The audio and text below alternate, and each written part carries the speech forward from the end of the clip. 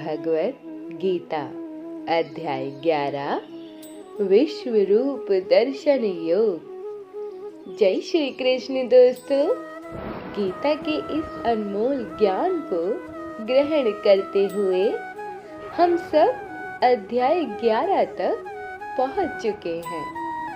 हमने सुने भगवान के ही मुख से उनके अंतहीन रूप, और आज हम सब अपनी अपनी श्रद्धा अनुसार ईश्वर के जिस भी रूप को पूजते हैं, वह सभी रूप हमें एक साथ प्रत्यक्ष अनुभव होंगे। आइए अनुभव करते हैं विश्व रूप दर्शन योग का। अर्जुन बोले, हे केशव, मुझ पर अनुग्रह करने के लिए आपने जो परम गोपनीय अध्यात्म विषय वचन अर्थात उपदेश कहा, उनसे मेरा अज्ञान नष्ट हो गया है।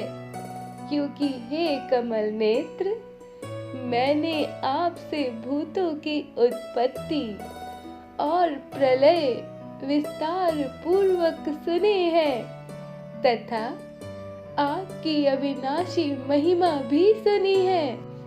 हे परमेश्वर, आप अपने को जैसा कहते हैं यह ठीक ऐसा ही है, परंतु हे पुरुषोत्तम, आपके ज्ञान, ऐश्वर्य, शक्ति, बल, वीर्य और तेज से युक्त ऐश्वर्य रूप को मैं प्रत्यक्ष देखना चाहता हूँ।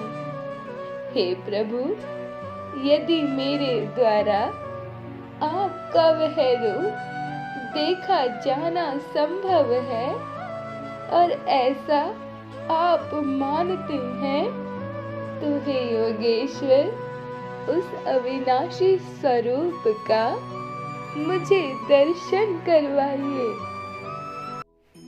दोस्तों, अर्जुन नहीं जानते थे कि सारथी बन भगवान स्वयं ही उनका मार्गदर्शन कर रहे हैं।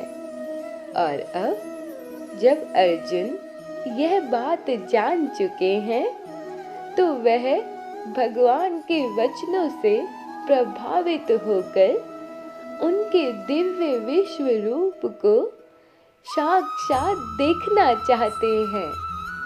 अर्जुन की इस प्रार्थना पर श्री भगवान बोले, हे पार्थ, अब तो मेरे सैकड़ों हजारों नाना प्रकार के और नाना वर्ण तथा आकृति वाले अलौकिक रूपों को देख।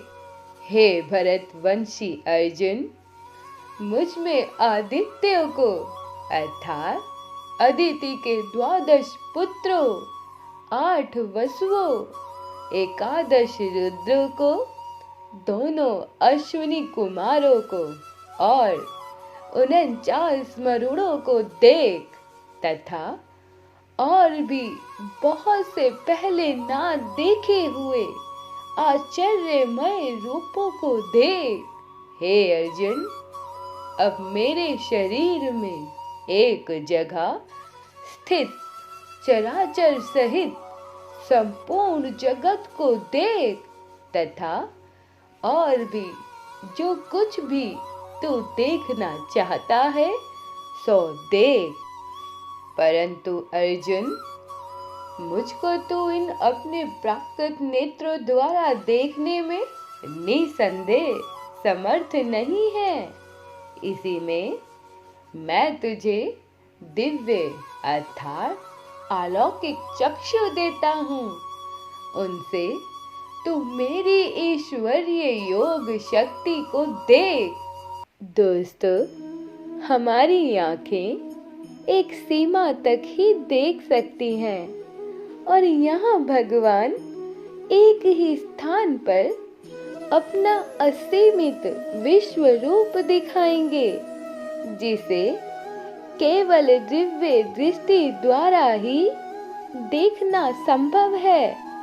और अर्जुन के साथ साथ संजय को भी दिव्य दृष्टि प्राप्त है, और आज संजय के द्वारा ही हम धृतराष्ट्र बन भगवान के रूप का वर्णन सुनेंगे। संजय भगवान के विश्व रूप का वर्णन करते हुए बोले, हे राजन, अनेक मुख और नेत्रों से युक्त, अनेक अद्भुत दृश्य वाले, बहुत से दिव्य विभूषणों से युक्त और बहुत से दिव्य शस्त्रों को हाथों में उठाए, दिव्य माला और वस्त्रों को धारण किए हुए और दिव्य गंध का सारे शरीर में लेप किए हुए, सब प्रकार से आश्चर्य से युक्त, सीमा रहित और सब और मुख किए हुए विराट स्वरूप परम देव परमेश्वर को अर्जुन ने देखा।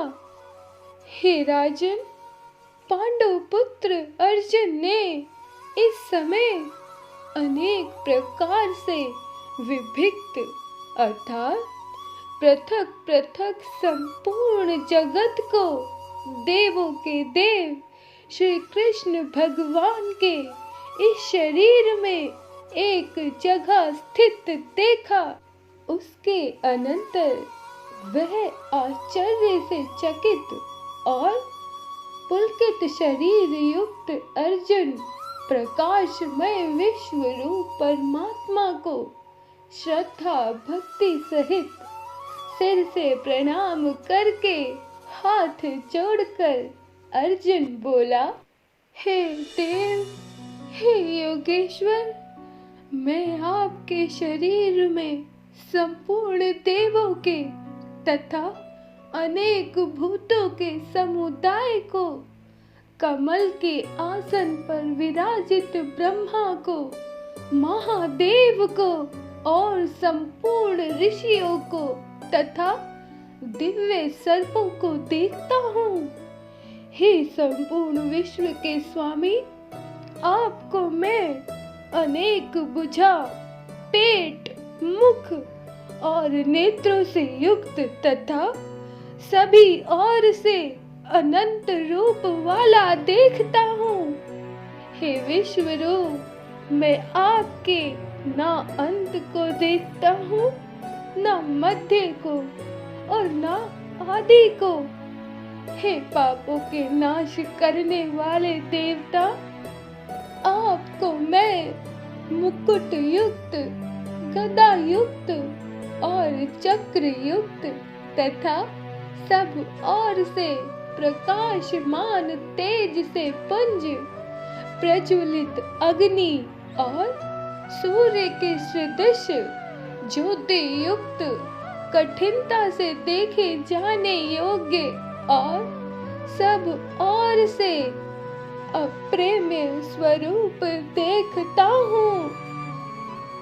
हे योगेश्वर, आप ही जानने योग्य परम अक्षर, परम ब्रह्म परमात्मा है। आप ही इस जगत के परम आश्रय हैं। आप ही अनादि धर्म के रक्षक हैं और आप ही अविनाशी सनातन पुरुष है, ऐसा मेरा मत है। आपको आदि, अंत और मध्य से रहित, अनंत सामर्थ्य से युक्त, अनंत भुजा वाले, चंद्र सूर्य रूप नेत्र वाले, प्रज्वलित अग्नि रूप मुख वाले और अपने तेज से इस जगत को संतप्त करते हुए देखता हूँ। हे महात्मन, यह स्वर्ग, और पृथ्वी के बीच का संपूर्ण आकाश तथा सब दिशाएं एक आपसे ही परिपूर्ण है तथा आपके इस अलौकिक और भयंकर रूप को देखकर तीनों लोग अति व्यथा को प्राप्त हो रहे हैं। वे ही देवताओं के समूह आप में प्रवेश करते हैं और कुछ भयभीत होकर हाथ जोड़े आपके नाम और गुणों का उच्चारण करते हैं तथा महर्षि और सिद्धों के समुदाय कल्याण हो ऐसा कहकर उत्तम उत्तम स्तोत्रों द्वारा आपकी स्तुति करते हैं। हे श्री कृष्ण, जो 11 रुद्र, 12 आदित्य और 8 वसु, साध्यगण, विश्वदेव, अश्विनी कुमार और मरुणगण तथा पितरों का सारा समुदाय, गंधर्व, यक्ष, राक्षस और सिद्धों के समुदाय हैं, वे सब ही विस्मित होकर आपको देखते हैं। हे महाबाहो, आपके बहुत मुख और नेत्र वाले, बहुत हाथ, जंघा और पैर वाले, बहुत उदार वाले और बहुत से दाढ़ों के कारण अत्यंत विकराल महान रूप को देखकर सब लोग व्याकुल हो रहे हैं तथा मैं भी व्याकुल हो रहा हूँ, क्योंकि हे विष्णु, आकाश को स्पर्श करने वाले देदीप्यमान अनेक वर्णों से युक्त तथा फैलाए हुए मुख और प्रकाशमय विशाल नेत्रों से युक्त आपको देखकर भयभीत अंतःकरण वाला मैं धीरज और शांति को नहीं पाता हूँ। हे योगेश्वर, दाढ़ों के कारण विकराल और प्रलय की अग्नि समान प्रज्वलित आपके मुखों को देखकर मैं दिशाओं को नहीं जानता हूँ और सुख भी नहीं पाता हूँ। इसलिए हे देवेश, हे जगन निवास, आप प्रसन्न हो। हे केशव, वे सभी धृतराष्ट्र के पुत्र राजाओं के समुदाय सहित आप में प्रवेश कर रहे हैं और भीष्म पितामह, द्रोणाचार्य तथा कर्ण और हमारे पक्ष के भी प्रधान योद्धाओं के सहित सब के सब आपके दाढ़ों के कारण विकराल भयानक मुखों के बड़े वेग से दौड़ते हुए आप में प्रवेश कर रहे हैं और कई एक चूर्ण हुए सिरों सहित आपके दांतों के बीच में लगे हुए दिख रहे हैं। हे योगेश्वर, जैसे नदियों के बहुत से जल के प्रवाह स्वाभाविक ही समुद्र के ही सम्मुख दौड़ते हैं अथवा समुद्र में ही प्रवेश करते हैं, वैसे ही ये नरकों के वीर आपके प्रज्वलित मुखों में प्रवेश कर रहे हैं। जैसे पतंगे मुंह से नष्ट होने के लिए प्रज्वलित अग्नि में अति वेग से दौड़ते हुए प्रवेश करते हैं, वैसे ही यह सब लोग भी अपने नाश के लिए आपके मुखों में अति वेग से दौड़ते हुए आप में प्रवेश कर रहे हैं।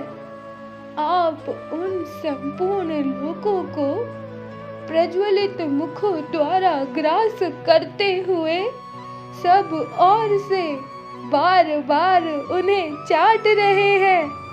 हे विष्णु, आपका उग्र प्रकाश संपूर्ण जगत को अपने तेज के द्वारा परिपूर्ण करके तपा रहा है। हे केशव, मुझे बताइए कि आप उग्र रूप वाले कौन हैं? हे देवों में श्रेष्ठ, मैं आपको नमस्कार करता हूँ। आप प्रसन्न होइए। आदि पुरुष, मैं आपको विशेष रूप से जानना चाहता हूँ, क्योंकि मैं आपकी प्रवृत्ति को नहीं जानता। दोस्तों, भगवान ने खुद को जीवन, मृत्यु, समय, सृष्टि, मन और संपूर्ण देवताओं का कारण बताया था, और आज अर्जुन ने एक ही स्थान पर संपूर्ण जगत, जीवन और मृत्यु को उपस्थित देखा। अर्जुन ने भगवान शिव, भगवान गणेश, आदि शक्ति और बहुत से आश्चर्यमय दृश्य को एक साथ देखा, और जिन अपनों के कारण अर्जुन युद्ध नहीं करना चाहते थे, वह सब भी भगवान के मुख में प्रवेश कर रहे हैं, ऐसा देखा।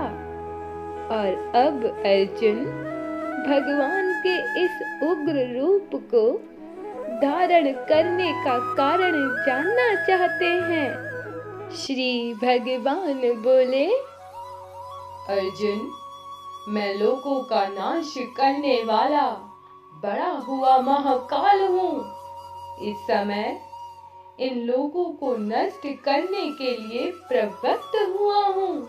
इसलिए जो प्रतिपक्षियों की सेना में स्थित योद्धा लोग हैं, वे सब तेरे बिना भी नहीं रहेंगे, अर्थात तेरे युद्ध ना करने पर भी मैं इन सब का नाश कर दूंगा।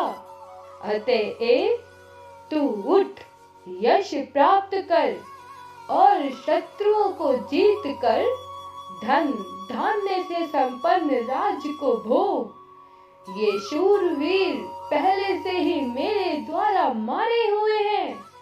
हे सव्यसाची, तू तो केवल निमित्त मात्र बन। ये द्रोणाचार्य और पितामह भीष्म तथा जयद्रथ और कर्ण तथा और भी बहुत से मेरे द्वारा मारे हुए शूरवीर योद्धाओं को तू मार, भय मत कर। निसंदेह तू युद्ध में वैरियों को जीतेगा, इसलिए तू युद्ध कर। दोस्तों, भगवान विश्व रूप धारण किए हुए अर्जुन को समझा रहे हैं कि जिनको वह बचाना चाहता है, उनकी मृत्यु पहले से ही भगवान के द्वारा निश्चित है, और साथ ही भगवान अर्जुन को युद्ध से पहले युद्ध का परिणाम बताते हुए कह रहे हैं कि अर्जुन, तेरी विजय निश्चित है। इस पर अर्जुन बोले, हे अंतर्यामी, यह योग्य ही है कि आपके नाम, गुण और प्रभाव के कीर्तन से जगत अति हर्षित हो रहा है और अनुराग को भी प्राप्त हो रहा है, तथा भयभीत राक्षस लोग दिशाओं में भाग रहे हैं और सब सिद्ध गणों के समुदाय आपको नमस्कार कर रहे हैं। हे महात्मन, ब्रह्मा के भी आदि कर्ता और सबसे बड़े आपके लिए ये कैसे नमस्कार ना करें, क्योंकि हे अनंत, हे देवेश, हे जगन निवास, जो सत्य असत्य और उनके परे अक्षर अर्थात सच्चिदानंद ब्रह्म है, वह आप ही है। हे अनंत सामर्थ्य वाले, आपके लिए मैं आगे से और पीछे से भी नमस्कार करता हूँ। आपके लिए सब ओर से ही नमस्कार हो, क्योंकि हे अनंत पराक्रमशाली, आप सब संसार को व्याप्त किए हुए हैं। हे केशव, आपके इस प्रभाव को न जानते हुए आप मेरे सखा हैं, ऐसा मानकर मैंने आपको प्रेम से अथवा प्रमाद से हे कृष्ण, हे यादव, हे सखे, इस प्रकार जो कुछ भी बिना सोचे समझे कहा है, आप उसको क्षमा कीजिए। वह सब अपराध अप्रेम स्वरूप अर्थात अनित्य प्रभाव वाले मैं आपसे उन सब के लिए क्षमा मांगता हूँ। हे केशव, इन तीनों लोकों में आपके समान दूसरा कोई भी नहीं है।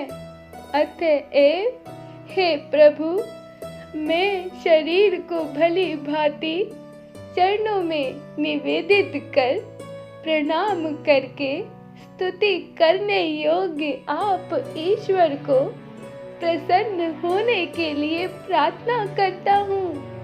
हे देव, पिता जैसे पुत्र के, सखा जैसे सखा के और पत्नी जैसे पति के अपराध को सहन करती है, वैसे ही आप भी मेरे अपराधों को सहन करने योग्य हैं। हे केशव, मैं पहले ना देखे हुए आपके इस आश्चर्यमय रूप को देखकर हर्षित हो रहा हूँ और मेरा मन भय से अति व्याकुल भी हो रहा है। इसलिए आप उस अपने चतुर्भुज विष्णु रूप को मुझे दिखलाइए। हे देवेश, हे जगत निवास, प्रसन्न होइए। मैं वैसे ही आपको मुकुट धारण किए हुए तथा गदा और चक्र हाथ में लिए हुए देखना चाहता हूँ। इसलिए हे विश्वरूप, हे शस्त्रबाहो, आप उसी चतुर्भुज रूप में प्रकट होइए। अर्जुन के निवेदन पर भगवान चतुर्भुज रूप धारण करते हुए बोले, हे अर्जुन, तेरे अनुग्रह पूर्वक मैंने अपनी योग शक्ति के प्रभाव से यह मेरा परम तेजोमय, सबका आदि और सीमा रहित विराट रूप तुझको दिखाया है, जिसे तेरे अतिरिक्त दूसरे किसी ने पहले नहीं देखा था। हे अर्जुन, मनुष्य लोक में इस प्रकार विश्व रूप वाला मैं ना वेद और यज्ञों के अध्ययन से, ना दान से, ना क्रियाओं से और ना उग्र तपों से ही तेरे अतिरिक्त दूसरे के द्वारा देखा जा सकता हूँ। अर्जुन, मेरे इस प्रकार के इस विकराल रूप को देखकर तुझको व्याकुल नहीं होना चाहिए और मूढ़ भाव भी नहीं होना चाहिए। तू भय रहित और प्रतियुक्त मन वाला होकर मेरे उसी शंख, चक्र, गदा, पद्म युक्त चतुर्भुज रूप को अब देख। श्री भगवान के दिव्य चतुर्भुज रूप को देखकर अर्जुन बोले, हे जनार्दन, आपके इस अति शांत मनुष्य रूप को देखकर अब मैं स्थिर चित्त हो गया हूँ और अपनी स्वाभाविक स्थिति को प्राप्त हो गया हूँ। श्री भगवान बोले, हे अर्जुन, मेरा जो चतुर्भुज रूप तुमने देखा है यह सुदृश्य है, अर्थात इसके दर्शन बड़े दुर्लभ हैं। देवता भी सदा इस रूप के दर्शन की आकांक्षा करते रहते हैं। जिस प्रकार तुमने मुझको देखा है, इस प्रकार चतुर्भुज रूप वाला मैं ना वेदों से, ना तप से, ना दान से और ना ही यज्ञ से देखा जा सकता हूँ। परंतु हे परम तप अर्जुन, अनन्य भक्ति द्वारा इस प्रकार चतुर्भुज रूप वाला मैं प्रत्यक्ष देखने के लिए, तत्व से जानने के लिए तथा प्रवेश करने के लिए, अर्थात एक ही भाव से प्राप्त होने के लिए भी शक्य हूँ।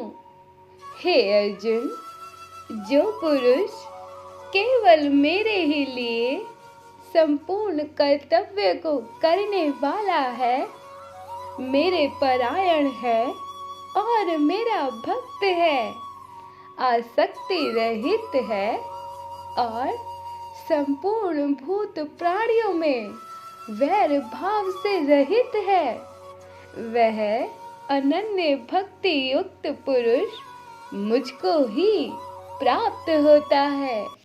दोस्तों, यहाँ समाप्त होता है भगवद गीता का महाअध्याय विश्व रूप दर्शन योग। मिलते हैं गीता के 12वें अध्याय भक्ति योग में। तब तक के लिए जय श्री कृष्ण दोस्तों।